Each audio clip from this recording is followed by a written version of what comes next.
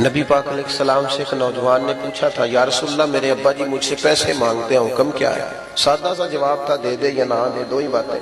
والد صاحب پیسے مانگتے ہیں، کیا کروں؟ سادی سی بات تھی نا، دے دے یا نہ دے۔ تو حضور نے جو جواب دیا اس نے سارا مضمون مکمل کر دیا۔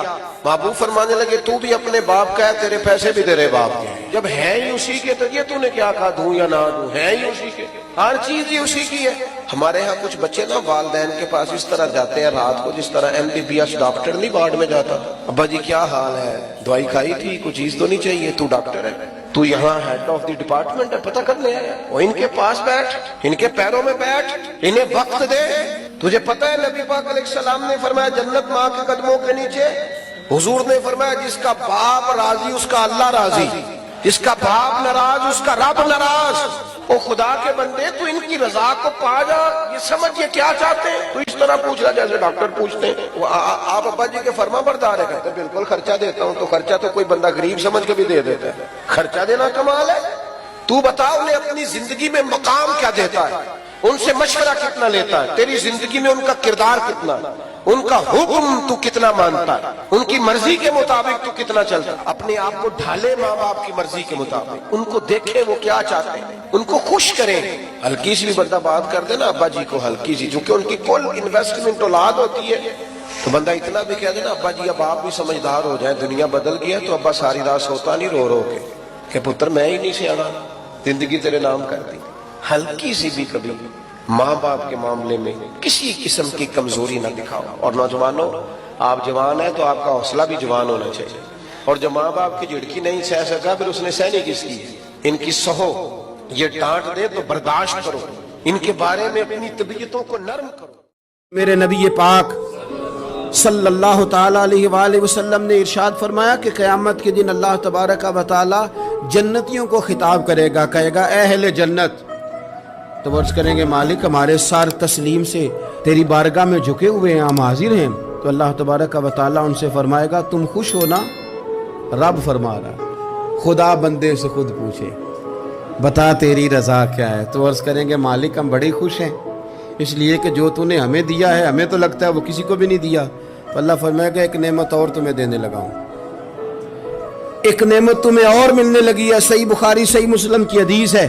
تو عرض کریں گے یا اللہ اب جو تو نے دیا اس سے بہتر اور کیا ہو سکتا ہے، ہر چیز تو ہمیں مل گئی۔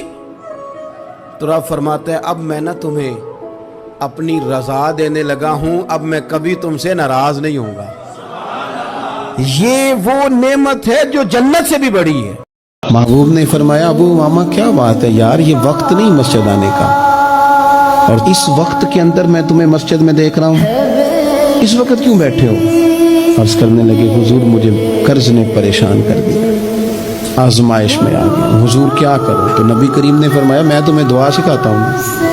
حضور نے دعا سکھائی، کہاں پڑھو اللہم انی اعوذ بک من الہم والحزن واعوذ بک من العجز والکسل واعوذ بک من الجبن والبخل واعوذ بک من غلبۃ الدین وقہر الرجال۔ فرمائے اس دعا کو پڑھا کرو اللہ خیر کر دے گا۔ حضرت ابو امامہ فرماتے ہیں لوگوں میں نے یہ دعا پڑھی، میرے نصیب دیکھو، پڑھی میں نے پر سیکھی میں نے ڈائریکٹ حضور سے، میں نے یہ دعا پڑھی اللہ نے میرے قرضے بھی دور کر دیے اور میرے غم بھی سارے دور کر دیے۔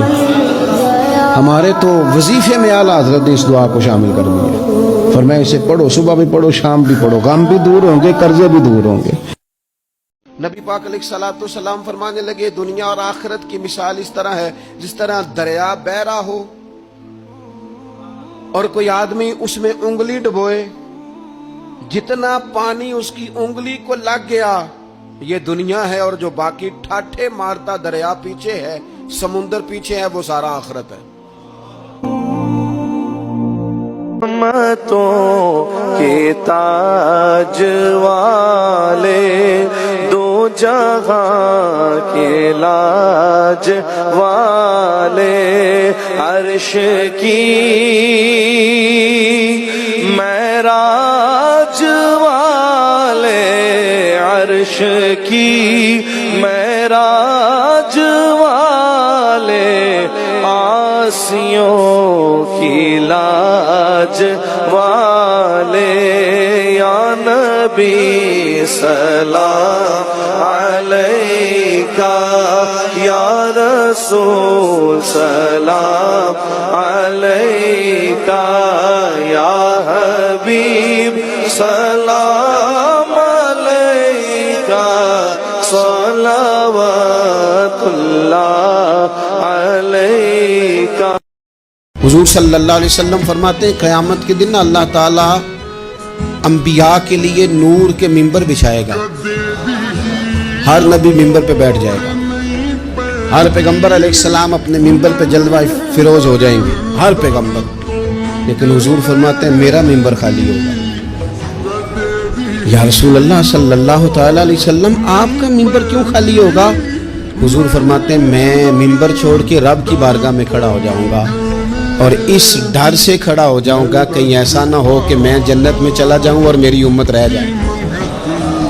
میں اپنی امت کی سفارش کروں گا، رب میری امت کی سفارش قبول کرے گا.